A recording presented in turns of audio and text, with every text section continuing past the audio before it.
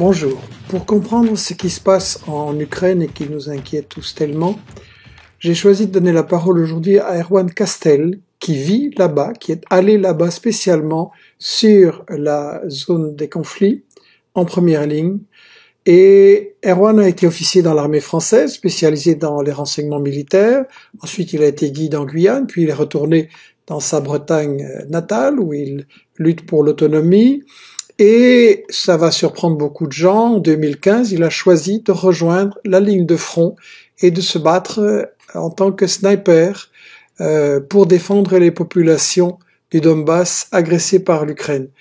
Et donc, je vais lui donner la parole maintenant. Après donc cette période de retour aux sources, je suis parti en Guyane française pendant 15 ans. Là, j'ai exercé le métier de guide en milieu amazonien, donc guide expédition.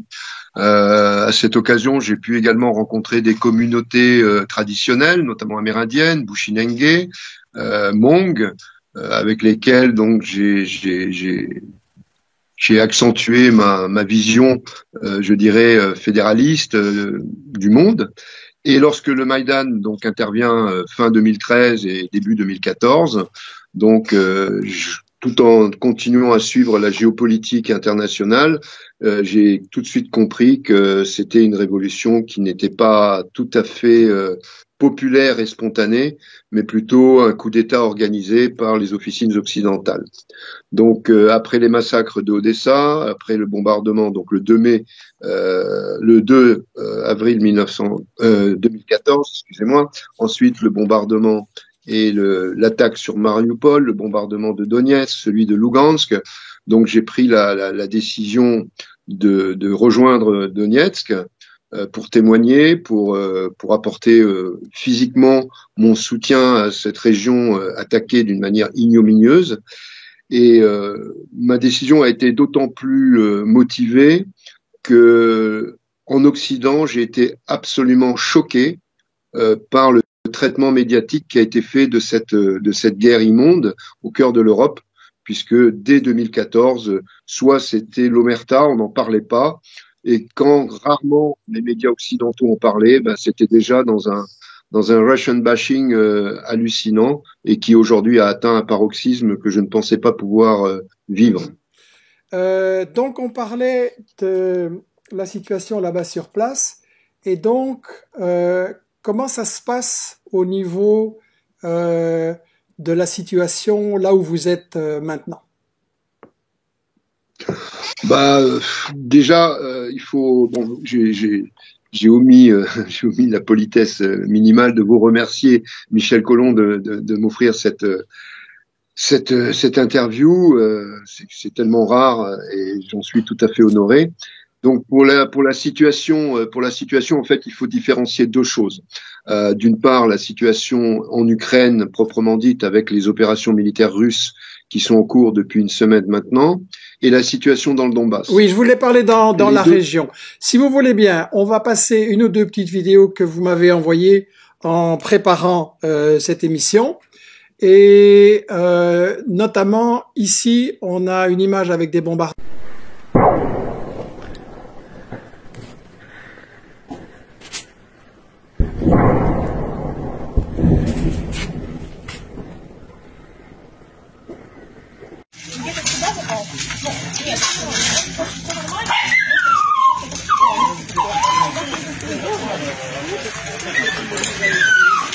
Voilà, on vient de voir donc des bombes qui tombaient et puis les résultats sur des maisons détruites. Est-ce que vous pouvez nous dire qu'est-ce qui se passe? Parce que, en fait, ce qu'on nous dit, nous, ici, c'est que la guerre a commencé avec les attaques de Poutine. Oui, alors en fait, ça c'est un mensonge. Si je veux résumer en une phrase, je dirais que la Russie n'a pas commencé la guerre. La Russie a engagé des opérations militaires pour terminer une guerre qui a commencé en 2014 à l'initiative de l'Ukraine contre une de ses populations à l'est du pays qui refusait tout simplement son ostracisation identitaire. Donc les bombardements ici, on les vit quotidiennement depuis 8 ans.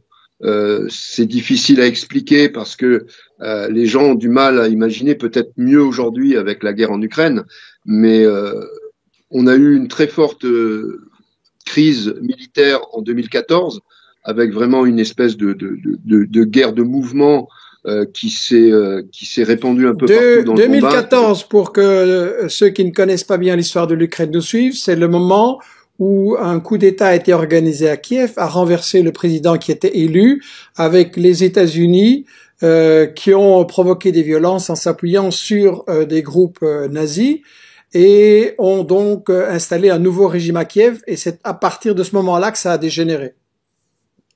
Tout à fait. Donc le gros souci, c'est que on en parlera tout à l'heure, mais l'Ukraine est un pays très bipolaire, on va dire, entre une partie pro-russe et une partie pro-occidentale, à l'extrême ouest et l'extrême est du pays. Et à l'issue du coup d'État donc de 2014, le gouvernement qui était à ce moment-là sous la direction de Turchinov, qui était le président provisoire en attendant les élections suivantes, ils ont commencé par faire des mesures légales anti-russes. Ils ont commencé à attaquer la langue russe, à ostraciser les Russes. Alors ça s'est fait d'autant plus d'une manière violente que au sein de ce gouvernement provisoire, il y avait énormément de factions nationalistes radicales, donc des bandéristes, donc de l'idéologie de Stepan Bandera, qui était un collaborateur au Troisième Reich. Qui a, pour rappeler pour les jeunes, qui a commis des atrocités épouvantables contre les Juifs, contre les Tziganes, contre les Russes, et qui était jugé même par les nazis comme étant vraiment monstrueux.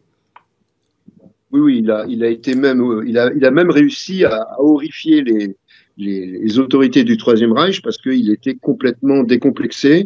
On pense qu'il a été responsable, lui et ses milices, d'environ 1 million de Juifs massacrés dans l'est de l'Ukraine, en Pologne, en Biélorussie. Donc aujourd'hui, cet homme-là, il est considéré comme un héros national en Ukraine. Il y a quand même un petit problème, parce que on nous dit partout que l'antisémitisme c'est inacceptable, et en effet, on a débaptisé une avenue de Kiev qui s'appelait avenue de Moscou pour l'appeler avenue Stepan Bandera. Donc, on a des génocidaires anti-juifs qui sont soutenus par une coalition qui dit que l'antisémitisme c'est inacceptable. Ben, c'est la chose la plus hallucinante que l'on constate. C'est pour ça que aujourd'hui on est vraiment dans un combat mondialiste, antimondialiste. Les idéologies secondaires qui souvent ne sont que des imbéciles, des idiots circulatoires pour servir la marchandise, en fait, ça arrive à des non-sens complets. Je prends l'exemple de l'Ukraine, qui est soi-disant un pays en marche vers la démocratie et les droits de l'homme. Elle est en train de devenir un bastion militaire ethnocentré et absolument raciste, xénophobe, et qui, pour moi, c'est un non-sens. Les gens qui fuient l'Ukraine aujourd'hui sont persécutés dès lors qu'ils sont soit d'origine africaine, soit d'origine maghrébine. J'ai un ami kabyle hier qui m'a appelé de Paris. Il m'a dit j'ai ma famille qui quitte l'Ukraine. Ils se sont fait taper dessus, molester, humilier à la frontière avec la Pologne parce qu'ils étaient maghrébins. Et à côté d'eux, il y avait des Africains qui étaient exactement dans la même situation. La BBC a publié le même genre de témoignage hier d'une femme nigériane qui disait comment, alors qu'elle fuyait le pays, elle s'était fait vraiment traiter de façon très raciste. Je voudrais qu'on revienne un instant sur la question des destructions. Vous m'avez envoyé des photos où on voit les destructions dans la zone où vous êtes, donc tout près du front. On voit des maisons qui sont épouvantablement détruites, des enfants qui essayent d'avoir une vie normale là-dedans. Donc on imagine le traumatisme pour des milliers d'enfants qui vivent dans une situation de guerre depuis des années, je le rappelle.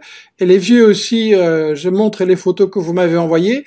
Et maintenant, si vous le voulez bien, on va passer une très courte vidéo décrivant la situation justement des enfants. Qu'est-ce que c'est d'être un enfant et de vivre maintenant dans la République du Donbass? C'est extrait d'un film d'une Française qui a fait ce film déjà, qui a réalisé un très bon film en 2015 pour montrer ces situations. Ça passe pas du tout dans les médias français, à une exception près il y a 2 jours. Donc voici un très court extrait de cette vidéo de la situation quotidienne.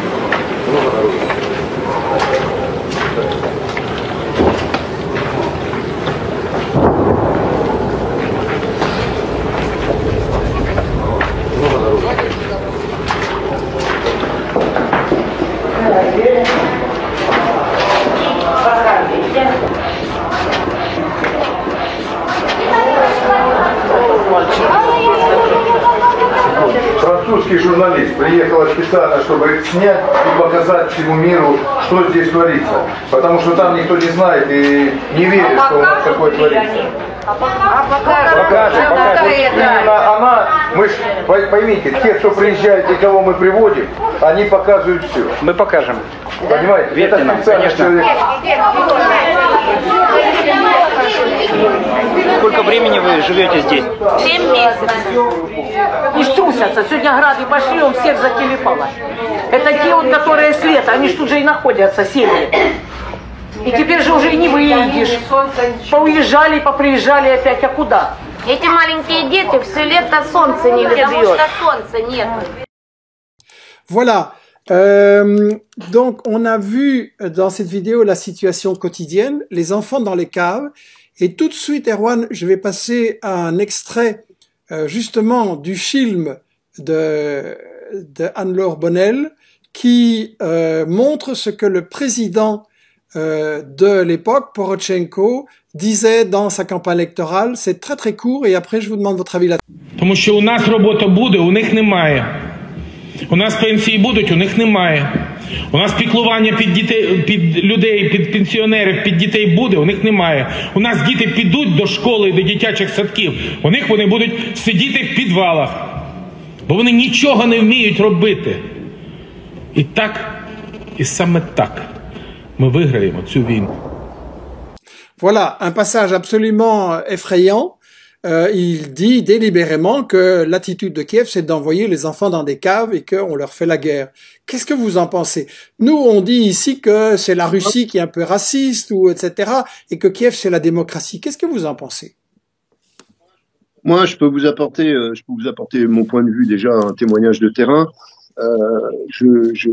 Donc je suis en caserne ou sur le front la plupart du temps, mais je vis sur une région bombardée qui est le nord de Donetsk, un quartier qui a été détruit à 60% par les tirs de l'artillerie ukrainienne et dans lequel vivent encore des familles, femmes, enfants, parents, grands-parents, et je peux témoigner de cette horreur au quotidien des enfants qui sont dans les caves depuis 8 ans. Alors, l'amie que j'ai dans les quartiers nord de Donetsk, elle a 2 enfants. Au début de la guerre, elle leur disait c'est l'orage, n'ayez pas peur. Et aujourd'hui, les enfants interrogent la maman en disant ah ça c'est un mortier de 122, ça c'est non mais c'est hallucinant, c'est un mortier de 120, ça c'est un canon sans recul, ça c'est un BMP qui tire, ça c'est un char. C'est-à-dire que les enfants vivent avec la guerre. 8 ans pour un enfant, d'abord pour un adolescent, c'est une jeunesse de gâcher, et pour un enfant, ça peut être quelque chose de absolument traumatisant sur le plan psychologique. Heureusement que les gens sont... Vous savez, il y a 700 000 personnes qui vivent dans les quartiers détruits. 700 000 personnes, européens, russes, qui vivent dans les quartiers détruits. La ligne de front, c'est 480 km de longueur, et cette longueur est bombardée sur une profondeur environ de 4-5 km tous les jours par l'artillerie. Voilà, ça c'est quand même, excusez-moi, ça c'est quand même un premier point extrêmement important, et je voudrais m'adresser à tous les gens qui nous regardent. Je vois qu'il y a déjà plus de 800 personnes qui sont en train de nous regarder maintenant en direct. La vidéo sera rediffusée sur YouTube dès ce soir. C'est un premier message très très important, un message à faire passer. On nous prétend que la guerre a commencé avec Poutine, et donc vous nous expliquez qu'il y a là des gens, des enfants, des citoyens qui vivent dans l'enfer des bombardements depuis 8 ans, grâce au régime soutenu et financé par nos gouvernements. Alors justement, on parle des violations du cessez-le-feu dans un rapport dont je montre une carte à l'instant par l'OSCE, donc les observateurs de l'Union européenne. Le 18 février, ils montraient sur une carte, et c'est un organisme qui n'est pas du tout pro-Poutine, loin de là, qui dit, voilà, les cessez-le-feu sont des violations pratiquement, essentiellement, par le gouvernement de Kiev. Ils veulent quoi? Pourquoi est-ce qu'ils bombardent cette population? Quel est le but? Alors moi, je crois que c'est pour ça que ce conflit n'est pas un conflit local, régional, même s'il il a été confiné sur le Donbass pendant 8 années. C'est un conflit qui s'inscrit, pour être compris, dans une géostratégie atlantiste de préemption des territoires jusqu'aux frontières de la Russie.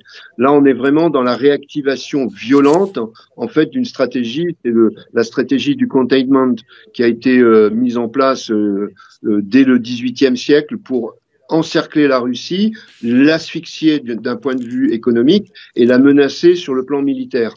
Et à l'effondrement de l'URSS, on a vu que finalement la stratégie atlantiste a toujours renié ses engagements et ses promesses et a continué à progresser année après année dans l'espace soviétique, ex-soviétique, et jusqu'à un espace que on qualifie aujourd'hui du mot de ligne rouge.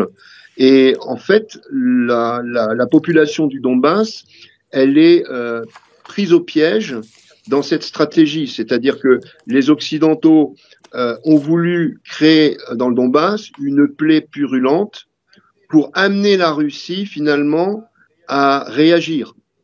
Et cette réaction, elle s'est effectuée il y a une semaine. Mais ce n'est qu'une réaction, ce n'est pas une action de la Russie. Ça, il faut que les gens comprennent bien que le président Poutine a très bien expliqué en décembre et janvier. Vous savez, il y a en russe, le mot sécurité se dit bezapasnost. Bezapasnost, ça veut dire sans danger. Littéralement, ça veut dire sans danger. Ça, c'est le mot russe. Là, on rentre un peu dans la mentalité. Et bezapasnost, ça veut dire que si l'OTAN arrive au bord de la Russie, sur ses frontières occidentales, sachant, il suffit de regarder une carte de la Russie, c'est peut-être un immense territoire à 11 fuseaux horaires, mais l'essentiel de ces centres névralgiques, stratégiques de commandement militaire ou politique et économique se situe justement sur son flanc occidental.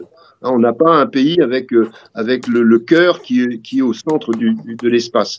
Donc les bases de missiles de l'OTAN qui se rapprochent des frontières russes, ça met Moscou à moins de 5 minutes de vol des missiles stratégiques. Ça, il faut savoir que c'est inadmissible. C'est une situation qui ne peut pas être tolérée, et pas seulement par la Russie, mais par n'importe quel pays. Oui, alors je montre une carte de l'expansion de l'OTAN où on voit où se trouvait l'OTAN en noir en 1990-90 et où elle se trouve en 2020. Et donc, vous dites que ce que Poutine cherche, c'est à protéger son pays d'armes nucléaires qui sont en fait qui seraient aux portes de Moscou si l'OTAN s'installe dans l'Ukraine. Tout à fait. Tout à fait. Donc il faut quand même se souvenir que les principes qui sont revendiqués aujourd'hui par la Russie, à travers le président Poutine, ce sont pas des principes russes. Je vous ai parlé de la mentalité russe à travers le vocabulaire, mais ces principes sont des principes universellement. On a, je vais prendre deux exemples bien précis et qui sont pris du côté occidental pour montrer que finalement la Russie ne fait que revendiquer ce qui est unanimement reconnu. C'est la crise des missiles de Cuba en 1961, où les États-Unis ont hurlé quand les soviétiques ont installé des bases de missiles à Cuba, alors que Cuba n'est pas un territoire américain, au nom justement de ces fameuses lignes rouges. Oui, et je rappelle qu'en fait, à cette époque-là, les États-Unis, eux, avaient installé des bases de missiles contre l'URSS en Turquie. Et donc, Khrouchtchev réagissait en disant, alors moi, je les mets à Cuba. Hein. On était déjà... Tout à fait, Michel Collomb. On était déjà dans une espèce de jeu de poker entre l'Est et l'Ouest. Et le deuxième élément, quand même, c'est là où vous avez montré une carte de l'OSCE à l'instant. Ça me fait penser à la réunion d'Istanbul et d'Astana qui s'est déroulée en 2010. Et donc c'était une réunion internationale. Je crois qu'il y avait à peu près 250 pays qui étaient présents. Et donc ils ont énoncé, les grands principes de sécurité collective. Et il y a un élément très important qui a été écrit et signé et accepté par l'ensemble des participants, c'est que chaque pays a le droit de choisir ses alliances sécuritaires à condition qu'elles ne menacent pas la sécurité de ses voisins. C'est on ne peut plus clair. Or, aujourd'hui, prétendre que l'Ukraine peut rentrer dans l'OTAN, c'est donc installer une menace directe sur le territoire russe. Lorsque les négociations ont été faites entre l'Est et l'Ouest, donc entre M. Poutine et M. Biden, quelle a été la réponse de l'Occident? La réponse de l'Occident, ça a été de rejeter toute forme de discussion sur la sécurité collective. Pire que ça, les Occidentaux ont commencé à livrer des armes d'une manière absolument hallucinante. C'est des avions, des gros porteurs, soit canadiens, soit américains, soit britanniques, qui ont déversé entre 80 et 300 tonnes d'armes de l'OTAN tous les jours, quotidiennement. Et ça continue au moment où je vous parle. Tous les jours, entre 80 et 300 tonnes. 4 000 tonnes de... J'imagine que ça doit faire de beaux bénéfices pour certaines multinationales, ça. Ah, ça, la guerre est un business. ça, c'est vieux comme le monde. Mais la deuxième chose, c'est qu'il y a une série de déclarations. Alors, d'abord, exactement 20 heures après que le président français Macron ait rencontré le président Zelensky à Kiev. Macron venait de rencontrer Poutine à Moscou. Il est ensuite allé rencontrer son homologue ukrainien. Et il lui a fait promettre de respecter les accords de Minsk. Mmh. Donc ces fameux accords de paix signés en septembre 2014, Minsk 1, puis en février 2015, Minsk 2, qui cherchaient à une résolution pacifique du conflit dans le Donbass. Vous devez expliquer qui a organisé, qui a garanti ces accords de Minsk. Alors, les accords de Minsk, ce sont des accords entre, normalement, les républiques populaires de Donetsk et Lugansk et l'Ukraine.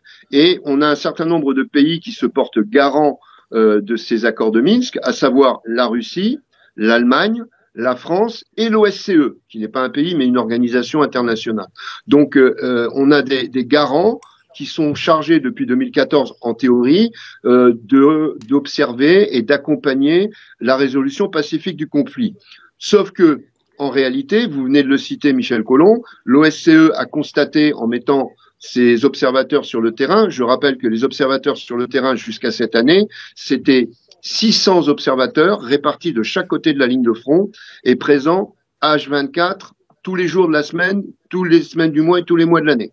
Donc ces observateurs pas très neutres parce qu'ils sont plutôt pro-occidentaux, mais ils ont quand même, je dirais, une certaine rigueur professionnelle qui fait que leurs rapports quotidiens peuvent quand même être un témoignage intéressant puisque ils constatent d'abord qu'il n'y a pas une journée sans qu'il y ait une violation du cessez-le-feu, que la plupart des bombardements viennent de l'Ukraine et que ici, s'il y a des bombardements républicains, ça intervient plutôt 4-5 heures après les bombardements ukrainiens, donc on est dans le cadre d'une riposte et non pas d'une agression.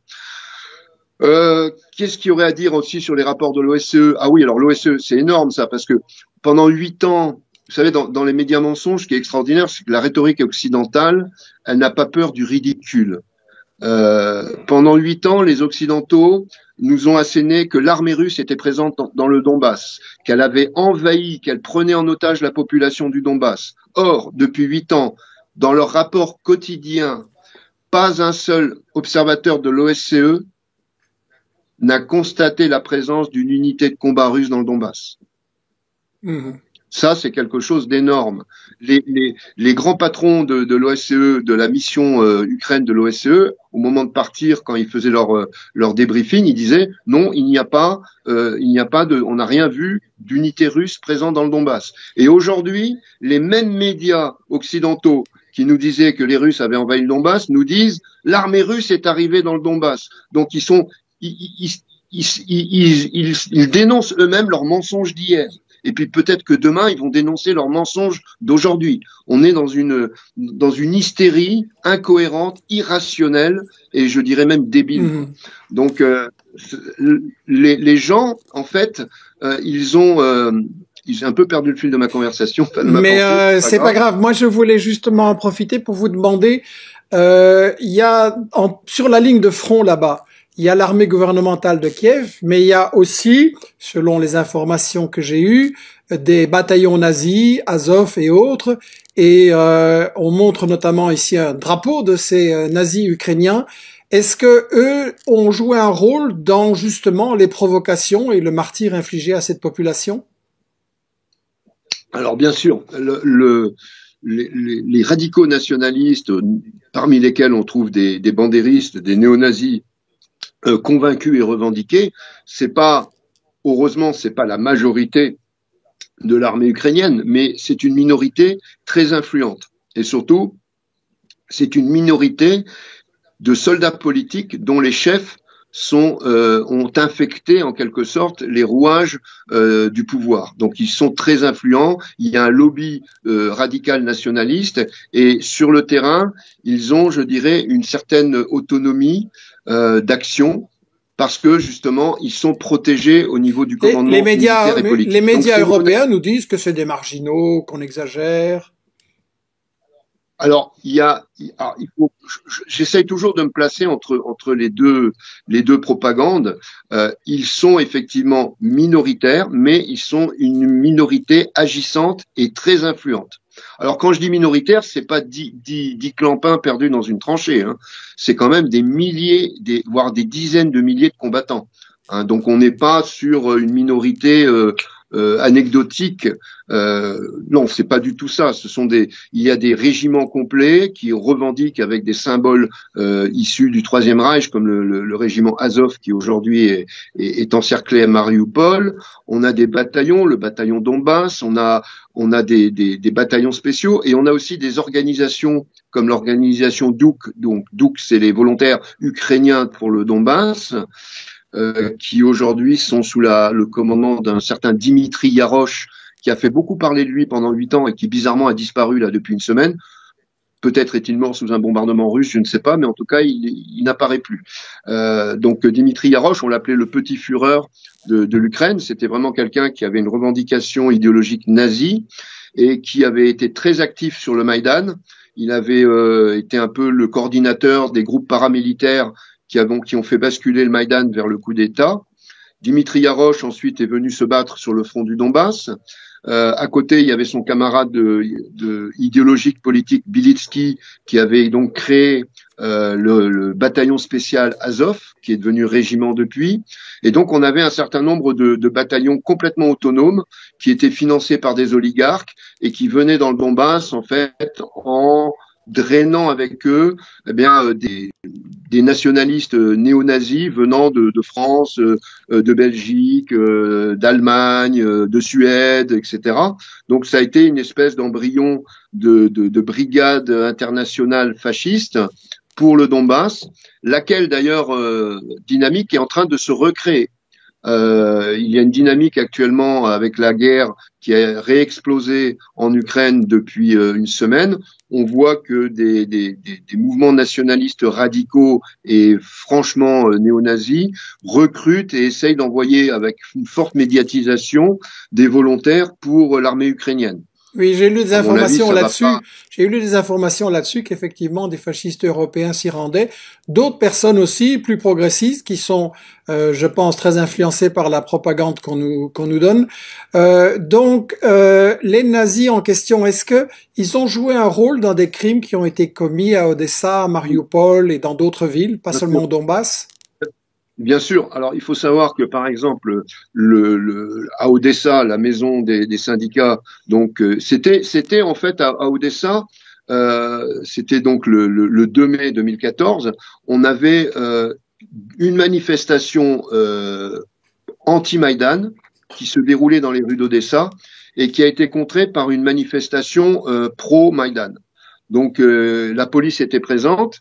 On a les vidéos, on a les images, on voit déjà que lorsque les anti-Maïdan arrivent au contact des pro-Maïdan, il y a des coups de feu qui partent du côté des pro-Maïdan. Parce que le gouvernement de Kiev, là c'était Avakov qui avait organisé ça, donc il a été ensuite ministre de l'Intérieur jusqu'à il y a très peu de temps, il avait carrément réquisitionné des autobus pour envoyer à Odessa des hooligans, des néo-nazis, des groupes paramilitaires qui avaient donc agi sur le Maïdan et qui venaient là-bas pour faire une espèce de contre-manifestation. Il y a eu des civils assassinés dans des conditions terribles, notamment à la maison des syndicats. Alors, la maison des syndicats, les rixes ont commencé à devenir très violentes dans la rue.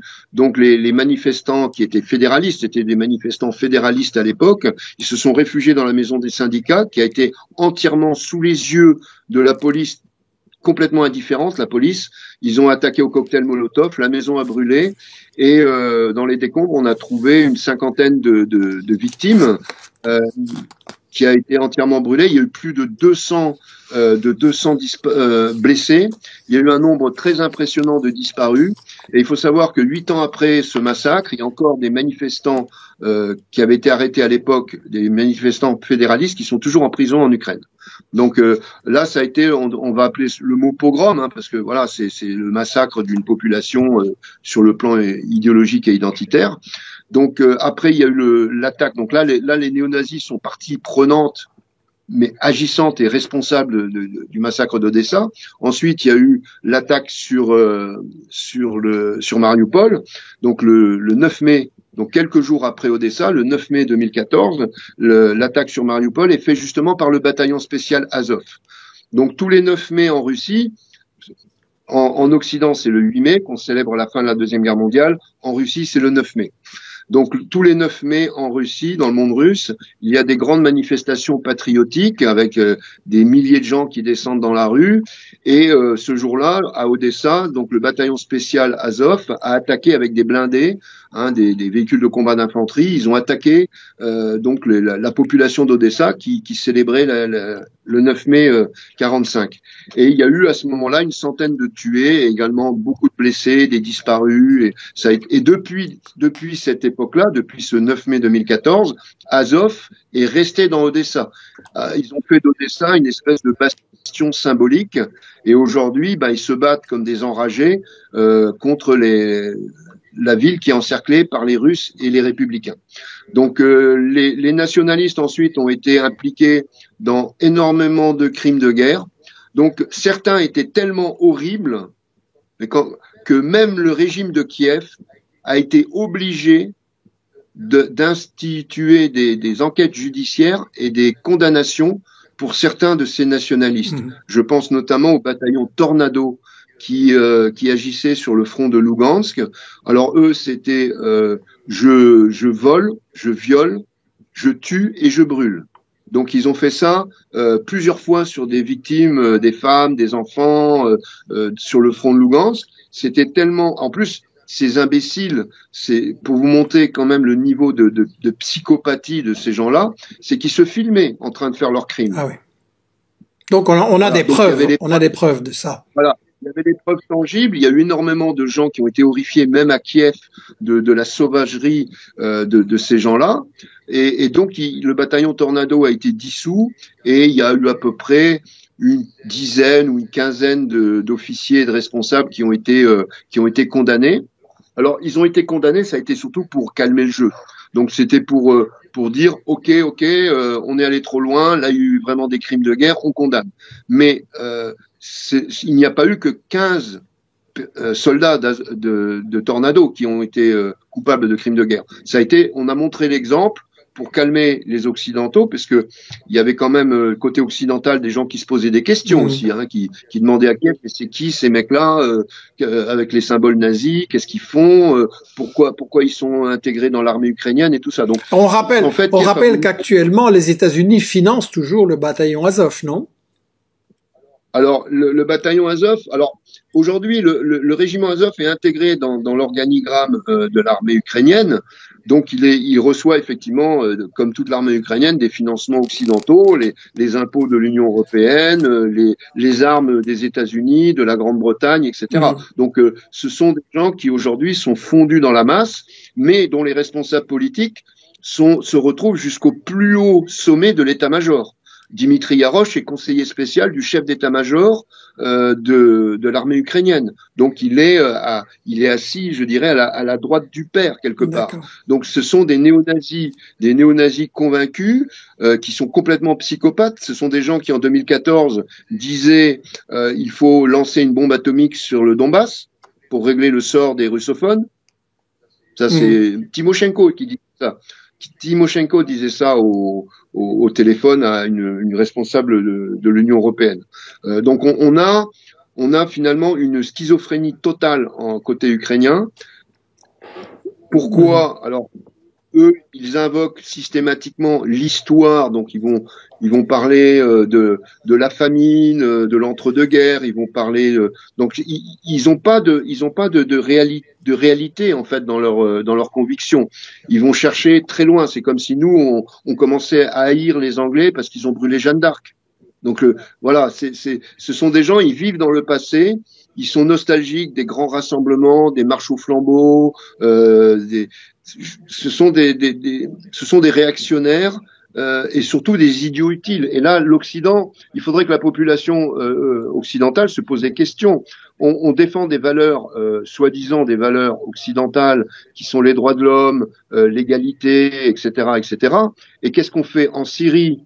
En Syrie, on soutient des djihadistes égorgeurs qui sont à l'opposé de ces soi-disant valeurs, et en Ukraine, on soutient des néo-nazis qui également sont à l'opposé de ces valeurs occidentales. Donc il faudrait qu'il y ait une certaine cohérence entre les paroles et les faits. Oui. Donc alors, les gens tout à fait. Alors, je rappelle, parce que beaucoup de gens nous ont rejoints en cours d'émission, il y a maintenant 1400 personnes qui regardent ceci en direct. Je rappelle que donc, vous, Français, Erwan, vous êtes parti au Donbass pour les soutenir et pour participer. On a des images que vous m'avez envoyées où on voit ce que c'est la guerre des tranchées actuellement dans cette région qui a été bombardée, où on vous voit également en tant que sniper. Un petit mot, sniper, c'est un mot qui fait très très peur, et donc on se demande sur qui vous tirez. Pouvez-vous expliquer? Bah alors déjà, pour mon engagement, je suis arrivé donc tout début février 2015. Rapidement, j'ai rejoint les forces républicaines. D'abord un petit bataillon de Cosaques, ensuite la garde républicaine, la 5e brigade, et puis finalement, je suis arrivé à la brigade internationale Piatnachka, donc dans laquelle je suis toujours et je sers. Donc j'ai participé à quelques fronts avec d'ailleurs d'autres volontaires étrangers, dont des Français. Je tiens à les saluer parce que on n'était pas nombreux et tout engagement, je dirais, pour une cause du peuple, qu'il soit du Donbass ou d'une autre région du monde, est quand même quelque chose de gratifiant et qu'il faut saluer. Voilà. Donc aujourd'hui, nous sommes plus que 2 Français sur le front. Il y a plusieurs manières de voir cette guerre. Moi, je suis pas venu pour tuer. Je suis venu pour défendre un peuple. Donc, on tient la ligne de front depuis 8 ans. Il faut vous imaginer que cette ligne de front du Donbass, entre Lugansk et Donetsk, avant la mobilisation qui a été déclenchée il y a une semaine, c'était 30 000 hommes. 30 000 hommes face à 90 000 Ukrainiens. Donc on était dans un rapport de force de 1 contre 3. Et lorsque les tensions commencent à s'envenimer à partir de mars 2021. Je rappelle que la première et grande escalade que le Donbass connaît, c'est en mars 2021. En mars 2021, l'armée ukrainienne commence à bombarder d'une manière très intense toute la ligne de front et surtout d'acheminer des renforts. Ils vont monter en mars 2021 à 100-120 000 hommes. Et après les négociations avortées entre Poutine et Biden, l'armée ukrainienne recommence les bombardements et monte avec un effectif de 150 000 hommes. C'est-à-dire que là, il y a 2 semaines, nous étions dans un rapport de force de 1 contre 5. Et on savait pertinemment, et les renseignements militaires nous l'ont confirmé depuis que les Russes ont commencé à capturer des états-majors ukrainiens, on sait pertinemment que l'armée ukrainienne s'apprêtait à lancer une offensive contre les républiques de Donetsk et Lugansk. Je pense en étant poussé par les États-Unis, est-ce qu'ils voulaient vraiment que ça pète là-bas? Ils voulaient provoquer Poutine? Alors je pense que le but des États-Unis n'est pas de faire une guerre militaire directe. Par contre, par proxy interposé, oui. C'est-à-dire que le but, pour moi, le premier but des États-Unis, c'est de déclencher contre la Russie une guerre économique. Mais une guerre économique à outrance, avec des dommages collatéraux pour les pays européens. Si les États-Unis avaient déclenché cette guerre, je dirais en première attaque, les pays européens auraient peut-être lâché les États-Unis. Parce que on voit bien aujourd'hui, il suffit de regarder votre portefeuille, le prix du gaz, le prix de l'essence, etc. Donc il fallait vraiment, je dirais, un cas de force majeure. Il fallait quelque chose de supérieur pour que les pays occidentaux acceptent finalement d'en payer aussi le prix.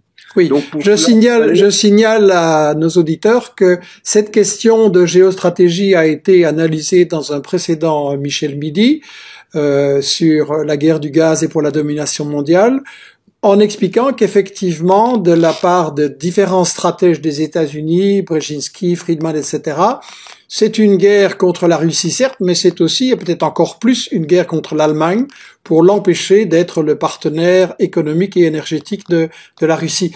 Erwan, le temps passe malheureusement et je voudrais quand même aborder encore une ou deux questions importantes parce que ce que vous nous avez dit là, ça semble un peu désespérant. La situation semble épouvantable entre Ukrainiens. Est-ce qu'il y a une solution? L'Ukraine, c'est quand même un pays avec une histoire et une géographie assez particulières. Est-ce que vous voyez une solution pour ramener la paix dans cette région? Alors, la solution, je dirais, ça serait la dissolution de l'OTAN. Mais c'est plutôt mal barré aujourd'hui. Pour l'Ukraine, je ne vois qu'une seule chose. Pour moi, l'Ukraine a disparu. C'est-à-dire que là, nous assistons à la fin de l'Ukraine. Et dans cette fin dramatique de l'Ukraine, en fait, remonte à la surface toute la problématique de ce pays. Là, c'est peut-être intéressant de faire un très rapide retour en arrière dans l'histoire.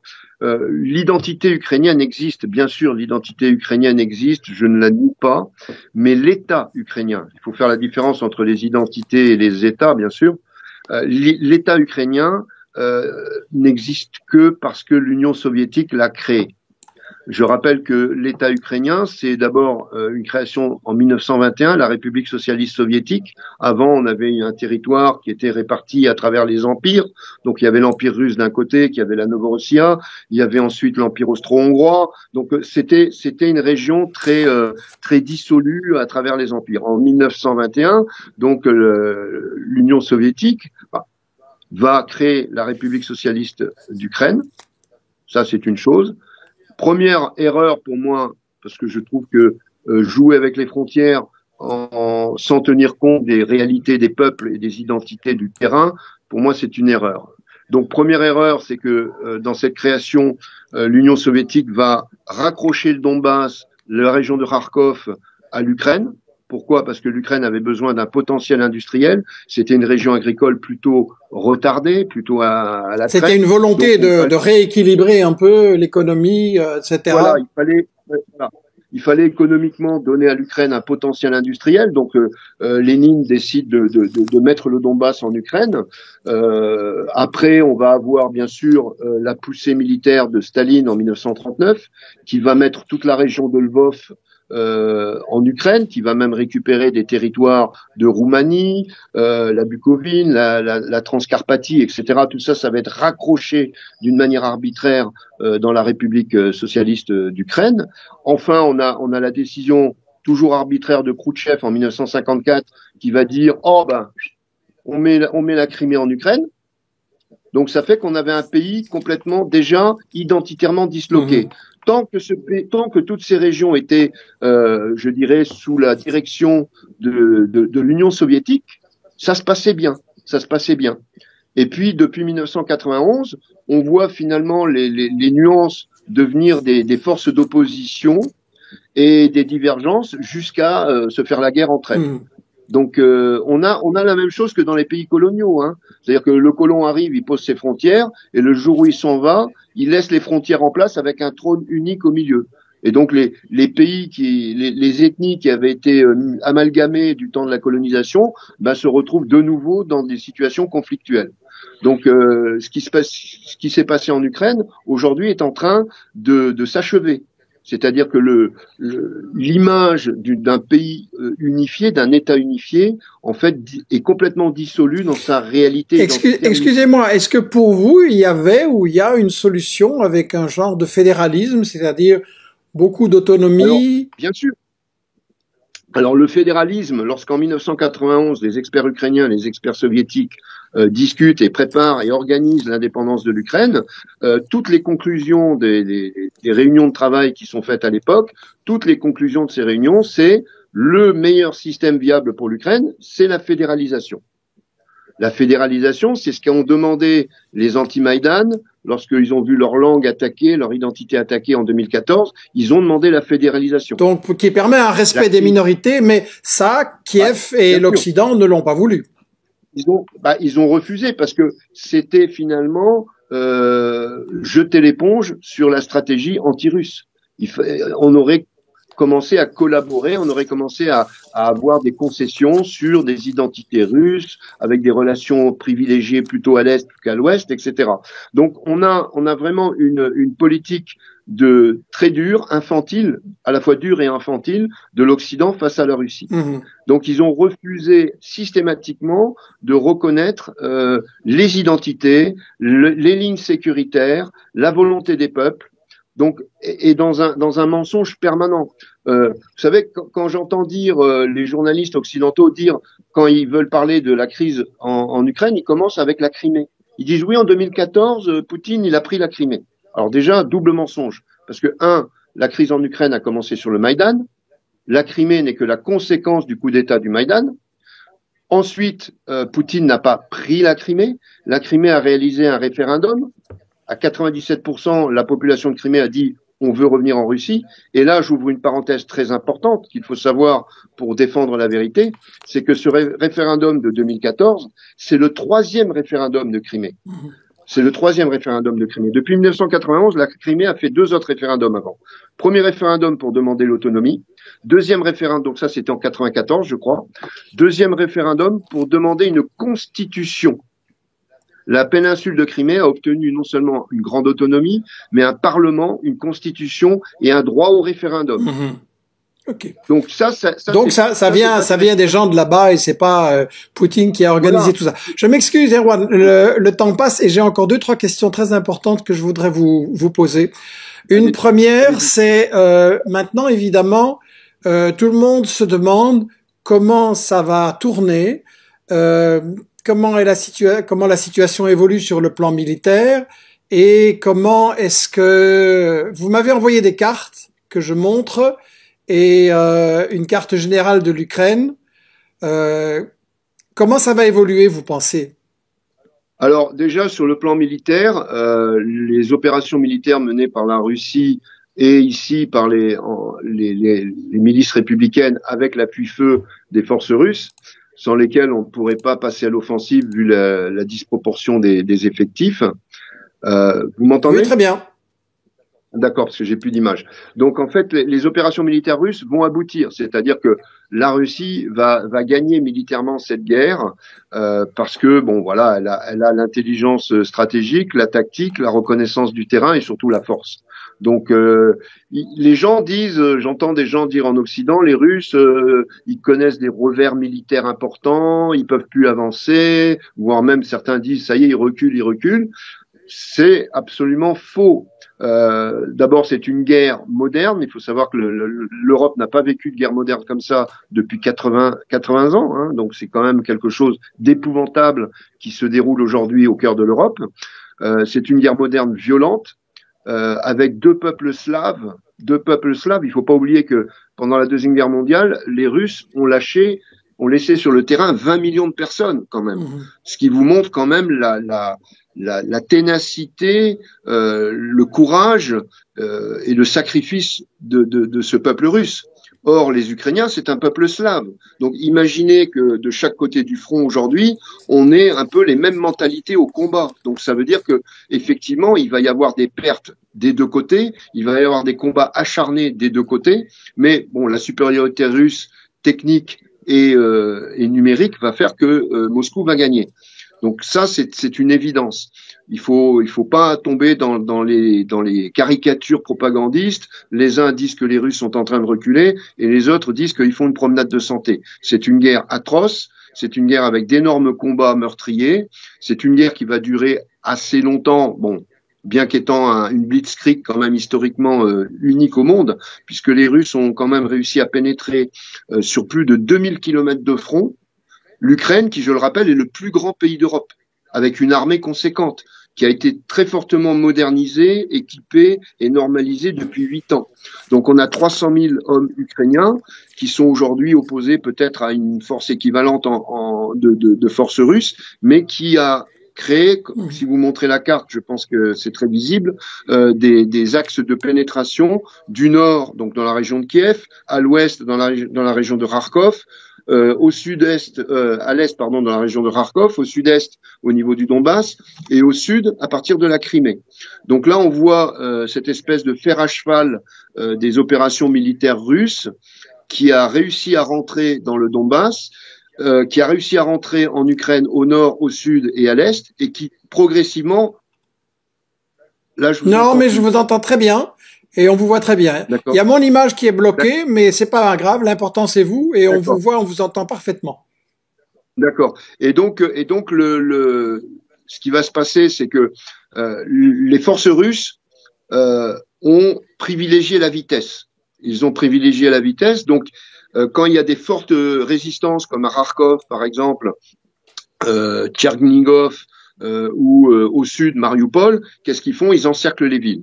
Ils encerclent les villes pour poursuivre en fait sur leur stratégie de capture des forces ukrainiennes. Dans le Donbass, par exemple, on a aujourd'hui des forces russes qui descendent depuis la région de Kupiansk, donc à côté de Kharkov, qui descendent vers le sud, et ensuite on a des forces russes qui du sud remontent du côté de Zaporozhye vers le nord. Donc si ces deux axes se réunissent, les forces ukrainiennes qui sont encore face au Donbass, elles sont pour moi encore assez importantes, de l'ordre de 100 000 hommes, elles vont être complètement prises au piège. Elles vont être mises dans un énorme chaudron. Le but des Russes est d'abord d'obtenir une capitulation militaire le plus vite possible. Ce n'est pas de détruire physiquement les soldats ukrainiens ou de détruire les villes comme on essaye de nous le faire croire en Occident. Bien sûr, il y a des frappes dans les villes, bien sûr, il y a des victimes civiles, mais ce n'est pas l'objectif de l'armée russe. L'objectif de l'armée russe, c'est de désorganiser l'armée ukrainienne, de détruire ses centres de commandement, ses dépôts logistiques, ses casernes, ses terrains d'aviation.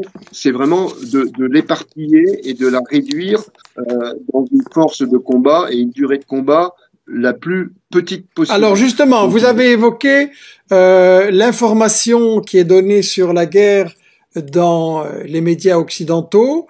On a, il y a quelques minutes avant que je commence l'émission, le quotidien Le Soir, et j'imagine tous les autres aussi, ont relayé une image que je montre maintenant, que les Russes ont attaqué une centrale atomique nucléaire et Zelensky évoque la terreur nucléaire. Votre avis? Donc là, on est dans l'absurdité totale. Alors effectivement, il y a des centrales nucléaires et parmi d'ailleurs, il y a une ville qui s'appelle Energydor, je crois, qui est à côté de Zaporozhye et qui est sur laquelle il y a la plus grosse centrale nucléaire d'Europe. Tout le monde a le spectre de Tchernobyl dans la tête. Donc les Ukrainiens cherchent absolument à faire intervenir les Occidentaux militairement pour les soutenir. Et donc là, ils agitent le spectre d'une attaque russe sur une centrale nucléaire. Je vais vous dire pourquoi c'est absurde. Alors déjà, la centrale nucléaire, c'est celle de Zaporozhye. Zaporozhye, c'est à proximité de la Crimée. Donc on ne voit pas les Russes bombarder volontairement une centrale nucléaire qui mettrait en danger toute la péninsule russe de Crimée. C'est tout simplement, c'est absurde comme théorie. Deuxième chose, il y a déjà eu des centrales nucléaires sécurisées par les Russes.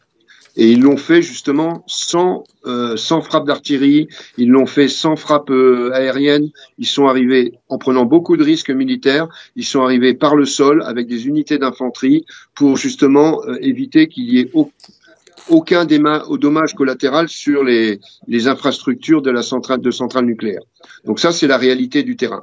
Ce qui s'est passé exactement cette nuit, on ne sait même pas qui a tiré. En fait, il y a une caméra de surveillance qui peut l'attester. Ce sont des fusées éclairantes qui ont été tirées dans le périmètre de la centrale nucléaire de Zaporozhye. Les fusées éclairantes, il y en a une ou deux qui sont tombées sur des bâtiments annexes, dont un qui a pris feu. Le feu a été éteint par les services de secours, donc les pompiers qui sont sur place H24 sur les périmètres des centrales nucléaires. Donc les pompiers ont éteint l'incendie, mais le temps l'incendie se déclare et que les pompiers l'éteignent, il y a eu donc cette hystérie propagandiste occidentale relayée par les Ukrainiens qui s'est emparée je dirais de cet incident. On ne sait même pas si c'est lié à la guerre. Probablement, il y a une fusée éclairante pour essayer de voir s'il y avait des forces ukrainiennes dans le périmètre de la centrale, ou est-ce que c'est les Ukrainiens qui ont tiré justement pour provoquer cet enchaînement d'hystérie. Je ne sais pas, mais en tout cas, il n'y a jamais eu d'attaque russe sur cette centrale nucléaire. Ça, c'est une absurdité, c'est un mensonge, mais je crois que... En échangeant sur l'information occidentale, vous m'avez aussi dit que Kiev diffuse de la désinformation et vous m'avez envoyé une photo où Kiev dit que la Russie bombarde et en fait, ce sont des bombardements de Kiev même. Que les gens sont en train de voir maintenant, oui. Pareil. Bon. Alors, je tiens à bien préciser ma position, Michel Collomb. C'est-à-dire que il y a effectivement des bombardements russes sur les villes ukrainiennes. Ça, c'est clair. Oui. Il y a des bombardements russes sur les villes ukrainiennes qui sont ciblés, qui cherchent d'abord à détruire des positions militaires, logistiques, politiques, administratives, etc., qui participent à l'effort de défense. Dans ces bombardements russes, qui sont terribles, hein, attention, c'est des bombardements russes qui sont faits avec des missiles calibre, par exemple, c'est quand même c'est pas des pétards mouillés, hein, et effectivement dans ces bombardements il y a malheureusement des victimes civiles collatérales. Ça, c'est évident. Je ne veux pas tomber dans l'absurdité inverse de la propagande occidentale en disant tout va bien. Bon, il y a des victimes civiles, c'est dommageable, c'est terrible, c'est dramatique, comme dans toute guerre moderne qui se déroule en zone urbaine. Seulement, la propagande ukrainienne va en faire, je dirais, une montagne. C'est-à-dire qu'ils vont essayer de vouloir montrer une Russie génocidaire. Ils vont vouloir montrer une Russie qui veut anéantir physiquement l'Ukraine.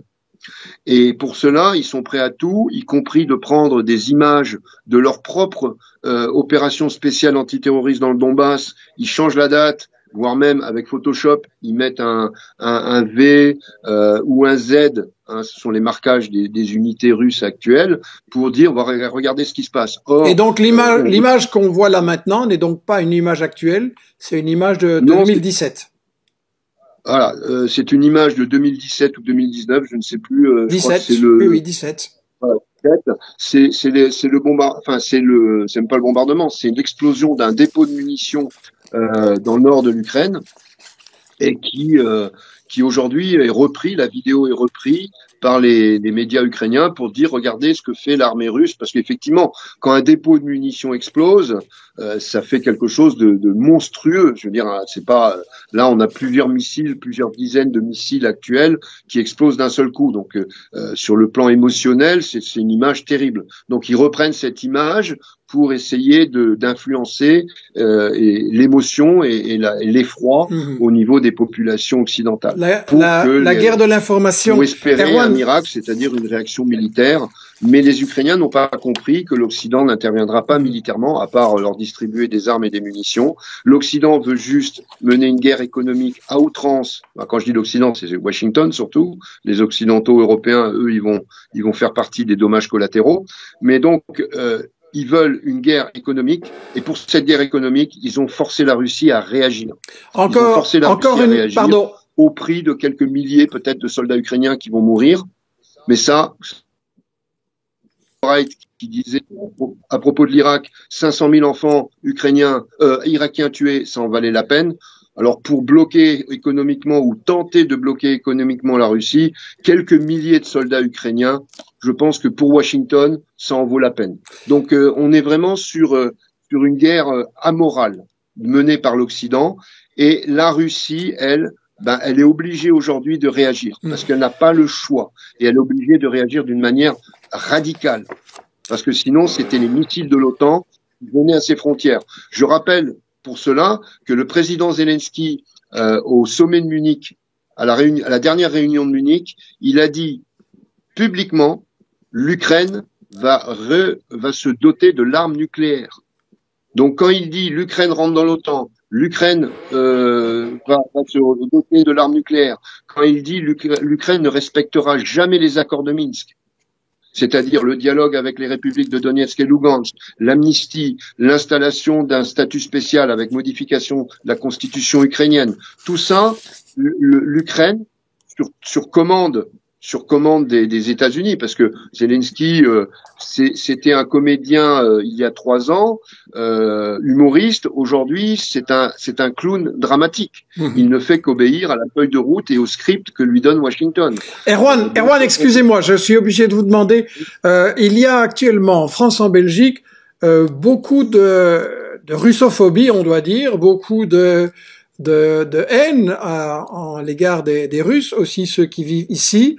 Est-ce que vous avez, en tant que Français, un message aux Français? Qu'est-ce qu'on peut faire pour calmer cette chose-là et faire qu'on puisse réfléchir ensemble aux solutions? Je crois déjà il faut que les Occidentaux comprennent que la Russie, d'abord, elle a été notre allié pendant les guerres de 1914-1918, elle a été notre alliée pendant les guerres de 1939-1945, et d'ailleurs sans elle, je pense que peut-être il y a encore le drapeau nazi qui flotterait sur les capitales européennes. Donc la Russie n'est pas l'ennemi de l'Occident. Les Russes ne sont pas les ennemis des Occidentaux. Ce sont des gens, des peuples certes différents, mais qui appartiennent à la grande Europe, qui appartiennent à une Europe civilisationnelle. N'oublions pas que la Russie, aujourd'hui, on va dire la 3e Rome après Byzance, puisque l'orthodoxie aujourd'hui est essentiellement le berceau en Russie. Mais excusez-moi, Erwan, qu'est-ce que vous demandez aux gens qui sont en France et qui sont conscients, qui nous écoutent par exemple, qu'est-ce qu'ils peuvent faire pour que les choses deviennent plus réfléchies? Moi, je leur demande pas de prendre parti aux gens. S'ils doivent prendre parti pour une chose, c'est pour la paix. C'est pas pour l'Ukraine en guerre contre la Russie ou pour la Russie en guerre contre l'Ukraine. Les gens qu'ils prennent. Moi, j'aimerais voir les rues européennes avec des drapeaux et russes et ukrainiens dans la rue demander la paix. Voilà, ça serait peut-être l'action la plus intelligente, plutôt que de prendre parti en disant mort aux Russes, etc. Je veux dire, ça c'est quelque chose de. On est dans un manichéisme de pensée qui infecte l'Occident depuis, c'est pas nouveau, j'allais dire depuis des siècles voire des millénaires. Donc il faut vraiment que les Occidentaux regardent leur propre sens critique, le bon sens commun, la common decency. Il faut vraiment que que ces peuples d'Europe se libèrent des propagandes et des discours des pouvoirs politiques qui aujourd'hui ne font qu'obéir à des idéologies. Le sens commun populaire doit être supérieur à l'idéologie politique. C'est quelque chose que les Européens doivent absolument retrouver et reconquérir. C'est d'abord leur sens critique, leur analyse personnelle, et regardez pourquoi écouter un pays, Washington, qui est à l'autre bout de l'Atlantique, quand sur notre continent, on a un pays qui, dans l'histoire, a toujours été notre allié face au totalitarisme. Donc, je crois il faut que les gens sortent de cette vision bipolaire qui est imposée. On l'a vu avec le Covid, c'est pareil. Bien, Erwan, je m'excuse, on va devoir conclure bientôt. Je crois en tout cas que c'est un point important que vous avez souligné. Les Européens doivent cesser de penser comme centre du monde et modèle pour le monde, parce que on voit bien qu'il y a de la désinformation, on le voit au fur et à mesure dans Michel Midi, que ce soit sur le Mali, sur la Palestine, sur le Venezuela, sur absolument toute une série de théâtres de conflits. On est piégé par notre information qui ne donne pas la parole aux peuples qui sont victimes, qui ne donne pas la parole aux autres points de vue. Donc, je vais, pour conclure, en m'excusant pour le fait que techniquement mon image est bloquée, mais pour le reste on vous entend bien, c'est ce qui est le plus important. Je vais rappeler l'importance de la bataille de l'information par rapport à la précédente émission Michel Midi, Infox et Censure. Je vous confirme les choses qui avaient été indiquées, à savoir que les 13 soldats qu'on avait dit sauvagement massacrés sont toujours en vie, que le char qui avait écrasé une automobile à Kiev est presque certainement ukrainien, que le mémorial juif, contrairement à ce qu'a dit Zelensky, n'a pas été bombardé, loin de là, il est tout à fait intact. Et donc, on est dans une guerre de l'information, dans une guerre où on essaie de manipuler vos émotions et la peur. Et donc, c'est un encouragement. Je crois que ce que vous nous avez dit a vraiment encouragé chacun à réfléchir, à écouter les deux points de vue, et à se faire une analyse qui part des intérêts économiques, effectivement, des États-Unis derrière cette guerre qu'ils mènent sans l'avoir déclarée. Je voudrais lancer un appel à tous les gens qui nous écoutent. Vous êtes extrêmement nombreux. Votre rôle dans cette bataille de l'information est extrêmement important. S'il vous plaît, aidez Investigation, aidez Investigation par des coups de main. Envoyez-nous vos informations, vos suggestions et des coups de main pour vérifier les médias mensonges, les fake news à michel-midi@investigation.net. Aidez Investigation à embaucher de nouvelles personnes. Vous savez qu'on est dans une campagne de dons pour augmenter notre budget de 3 000 € par mois. On est en bonne voie, comme vous le voyez ici, mais on a vraiment besoin de vous pour continuer à embaucher des journalistes et à faire le travail de réfutation des médias mensonges. Les prochaines émissions seront avec Jacques Beau, Faut-il détester les Russes? On va pas parler de psychologie, on va parler de désinformation et on va faire le bilan de l'information qui a été donnée sur la Russie avant cette guerre et pendant cette guerre, et vous allez avoir de fameuses surprises. On va aborder avec l'émission Jacques Beau, c'est lundi à midi. La suivante, c'est mardi avec Gabriel Galis, les guerres hybrides. Vous allez voir de quoi il s'agit. Vous allez voir comment, du côté de l'Occident, on mène des guerres sans même que vous en rendiez compte. On va prochainement traiter aussi Monsieur Zelensky et le régime des oligarques en Ukraine. On va analyser comment il est possible qu'un oligarque soutient Zelensky, soutient un groupe d'intégristes juifs et soutient en même temps le bataillon Azov néo-nazi. Donc là, vous allez avoir des surprises. Je vous donne donc rendez-vous lundi midi et puis mardi midi pour de prochains focus sur les dessous de cette guerre Ukraine-Russie. Je vous appelle à nous soutenir sur le site Investigation, à vous abonner à la newsletter pour recevoir les informations sur les prochaines publications et à mener avec nous la bataille de l'information. Erwan, un tout grand merci, un petit mot éventuellement. Bah écoutez, je vous remercie Michel Collomb de m'avoir accordé cet entretien et puis je remercie tout le public qui est venu à écouter un autre son de cloche. Et sachez qu'ici, les gens sont confiants, ils ne sont pas haineux. Ils espèrent que l'Europe un jour deviendra une Europe sans Donbass, non pas pour la guerre, mais tout simplement pour la reconnaissance des peuples dans leur liberté et leur tradition, et là une grande fraternité universelle, pas universaliste, mais universelle.